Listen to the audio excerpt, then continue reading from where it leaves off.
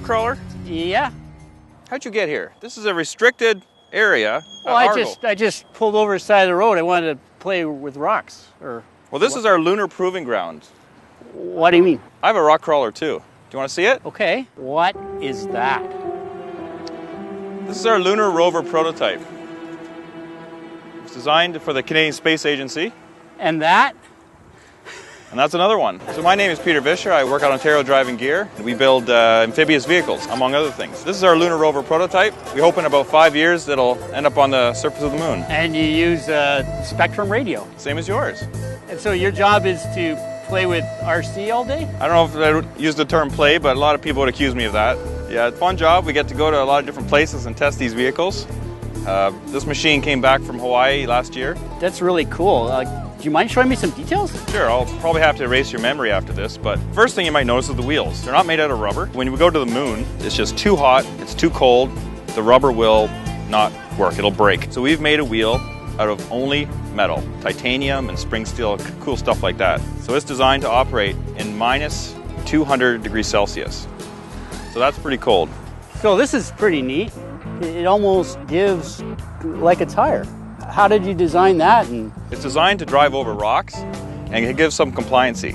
So it kind of acts like a rubber tire, and when you're driving over the ground it gives you a bigger contact patch and more traction. Because this wheel is a little bit flexible, we can climb steeper hills, go over softer material, we can climb rocks better. So we've been testing this wheel for about 1.5 years, 2 years now. The other feature you might notice is the chassis. It looks like it's missing a part. It's open. The reason we do that is because now we can put a payload there, and we can put any payload we want there. So this rover can be used on different missions as well.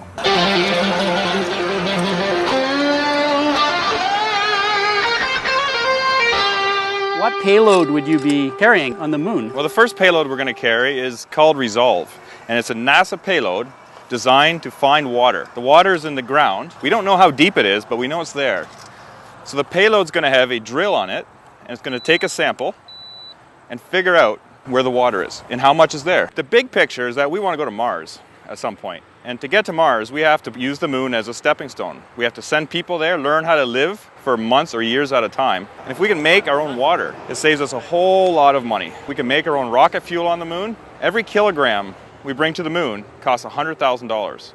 So we can save a lot of money if we make some stuff on the moon. If we send astronauts to Mars right now, we simply can't take enough food or water for them to survive. They will perish. We need them to go to Mars and learn how to live off the land. And we're going to start doing that by going to the moon and practicing. Well, we've got some pretty big lithium-ion batteries in here, and we've got 5 kilowatt hours. So that means we can run a full 12 hours and still not have the batteries die. See, there's a battery in here.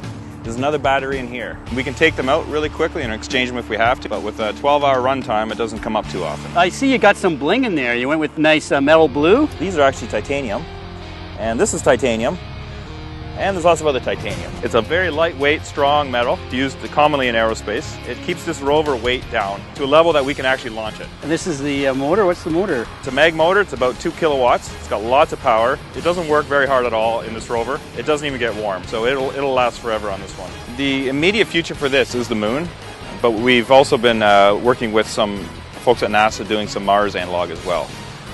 The conditions are similar. They're not exactly the same, but if it works well on the moon, it'll work well on Mars as well.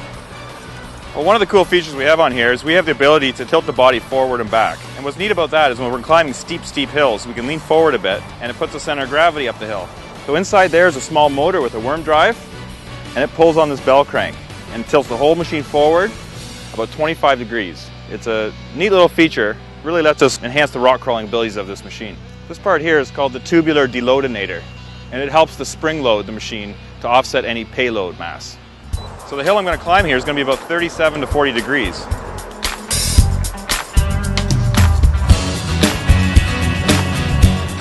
So I've got another engineer with me here. This is Dan Woolley, and I let him drive the old one.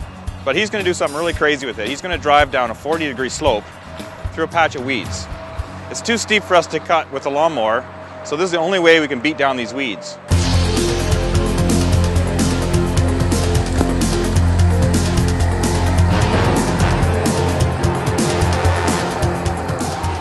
So, Peter, I can try yours? I suppose if I can drive yours. All right, let's trade. All right, good luck. That one's about $200,000. Mine's worth about maybe, I don't know, 600 bucks. I'll take it. All right, so fair trade then. What? Fair trade. See ya. Security? Another controller, please. This really isn't a problem. We've operated these rovers from up to 5,000 kilometers away. When they're on the moon, it'll be more like 200,000 miles away. I'll get them.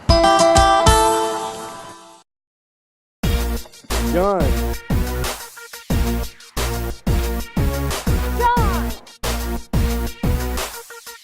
John! All right, so for years, people have been building the multi-rotor copters in their basements, in their own hobby rooms with motors and speed controls left over from other equipment.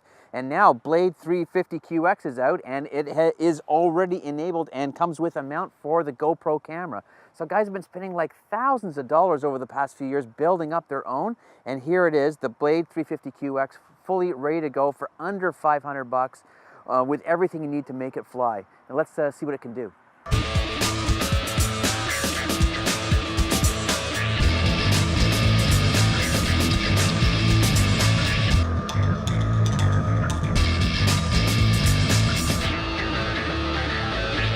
The 350QX is waiting for you at John's Hobbies. We have both the bind and fly and the ready to fly version, and you'll be flying, capturing some amazing footage with your GoPro in just a matter of minutes. Come on down. Where are you gonna get it? John!